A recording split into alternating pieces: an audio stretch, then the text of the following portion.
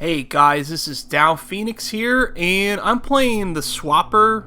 This game is beyond fantastic. I mean, it's a new indie game that just came out for PC, and it's just so atmospheric, such a well-designed game. And I'm probably going to do a video about it in the future, to explain what it's all about and everything like that. But I'm actually here to talk more about the Xbox One. I know the next-gen consoles are coming out, but it's the big news. I mean, we've got to admit, this is what everybody's talking about right now, so I might as well, too, hop on that bandwagon.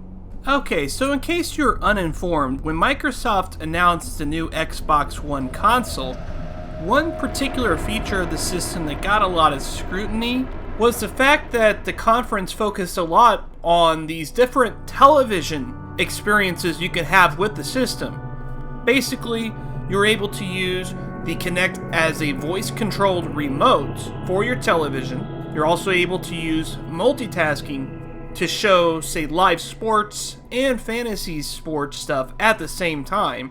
It also allowed you to use the system as a TV guide for your cable or satellite provider. Now, from my perspective, I thought the conference was disastrous, but then again, I'm not the average consumer. I don't really watch a whole lot of television. When I buy a game console, I buy it for games. That's kind of what they've been there for the past 40 years or so, since the Magnavox Odyssey was first released into American homes in 1972. It's kind of what they did this whole time. This console generation is really the first major deviation we've had from that. We did previously have with, like, say, the Sony PlayStation, the Sega CD, those kinds of systems did have the ability to play music CDs. And then, of course, starting with the PlayStation 2, we also have the ability to watch movies. And then we have game systems like the Sega Dreamcast, which had internet web browsers that the console was able to use. That being said, like I said, this generation that we're just coming out of right now, the Xbox 360, the PlayStation 3, the Nintendo Wii, this is the first one that we've had where the system had a lot of focus on things other than games. Instead of having some kind of gimmicky extra like playing music CDs or movies or browsing the internet, these features were baked into the system, and it was designed pretty much from the get-go to have this functionality, or it was available shortly after launch. And we're just going to see an increase in this type of functionality with the next-gen systems. Heck, let's take a look at the Nintendo Wii U. It has that whole Nintendo TV thing that allows you to use your Wii U gamepad as like a, television remote, basically. So this has already started, this change in technology. So it would be quite foolish for us to expect that Microsoft and Sony will deviate from the trend that has been taking place here. These consoles are going to be able to do more, not less, in the future, so that's what we can expect. So yeah, when the Xbox One was first revealed, I was very critical at Microsoft's stance to focus so much on the TV stuff. Now, in hindsight, I really understand why they decided to show that so much. And, I definitely see that they have a valid point to want to show this kind of stuff off, in order to try to appeal to the mass consumer. And E3, after all, is namely a gamer-type show. This is a game industry-focused event. So it wouldn't make a whole lot of sense to show the TV features there. Now, that being said, I don't really think Microsoft's making a wise decision putting all their resources into this whole TV thing. I think it's going to backfire on them, if you ask me. And I don't mean because gamers will be like, oh, we're going to boycott the Xbox One. No, I think it's going to be obsolete of a feature. It's not going to take very long for it to be an obsolete feature. I mean, just look at what we've had at the beginning of this console generation. We had stuff like Netflix, but at that point, you were only able to stream on your computer. You could not stream on a smartphone or a game console. These kinds of things weren't even fathomed by most people at that point. Most people didn't even think that this would be possible. back in 2005, 2006. It's when Microsoft and Netflix announced their joint partnership in 2008 in order to enable Netflix for the Xbox 360 system that what's known as Internet TV started taking off. Now, as we all know, Netflix on the Xbox 360 became a big hit, and because of this, we started seeing Netflix on the other game systems, including the PlayStation 3 and Nintendo Wii. We also started seeing competitors like Hulu Plus, Amazon Instant Video, Vudu, and so many others, all trying to take their own piece of pie into this Internet TV format. And because of this success, we also started getting more hardware-related devices that would be able to take advantage of this, such as the Apple TV, Google TV, Roku, and so on and so forth. So it's not really any big surprise that Internet TV is taking off, because the average consumer loves having access to that technology. And if you are to look at statistics, it doesn't really weigh in very good for cable or satellite TV. Their subscription numbers are down.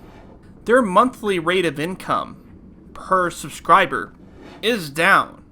It's going down. It's a downward trend. It's not something that we're going to see for a whole lot longer. You know, the Internet TV, that is going to be the next step in TV. I really don't know what else to say there, guys.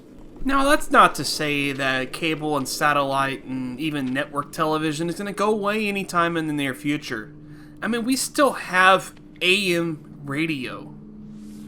And it's been a long time since we've had radio originally introduced. So technology isn't going to go anywhere. It's just going to get increasingly more and more irrelevant. I mean, there's always going to be proponents of people that really dig certain kinds of technology. I mean, vinyl, for instance, that's actually kind of gotten a recent upward trend. I guess you could say part of that, though, is that vinyl offers a music experience that you can't get with other platforms like CD or digital downloads. But that's more of the exception rather than the rule. At this current juncture, you are going to get higher video quality from a cable or satellite broadcast as opposed to an internet-based broadcast. But just look at how fast this technology has evolved. It's not going to take very long for them to be able to adapt to the next level of quality. Whenever 4K televisions become the standard, how long is it going to take network television and cable television to adapt to that new standard? Now, I don't know how long it's going to take, but I can bet your ass that Internet TV is going to be at the forefront for any advancements in technology as far as TV.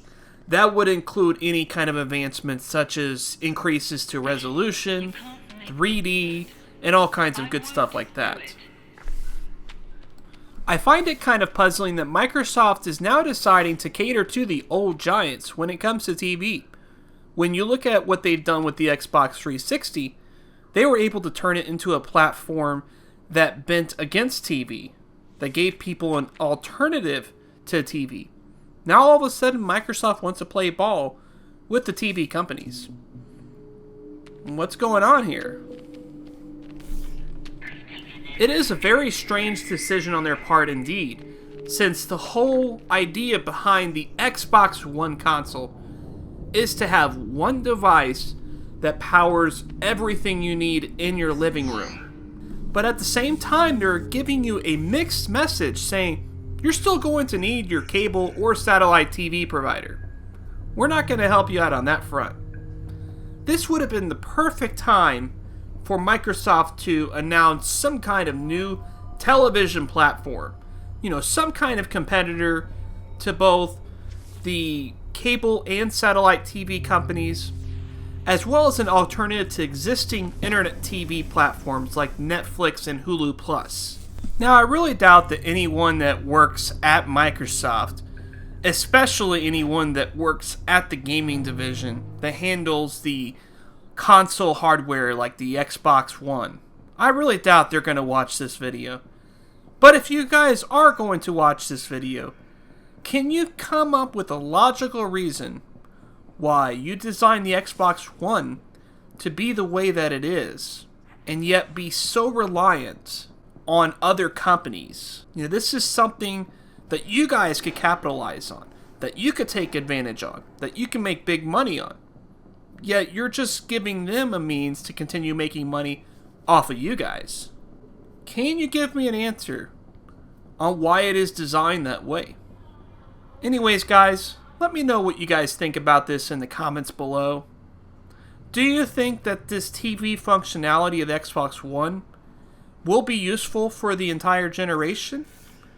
Or do you think that there may be some kind of issue that is going to make it irrelevant for most users? So with that, guys, Dow Phoenix out.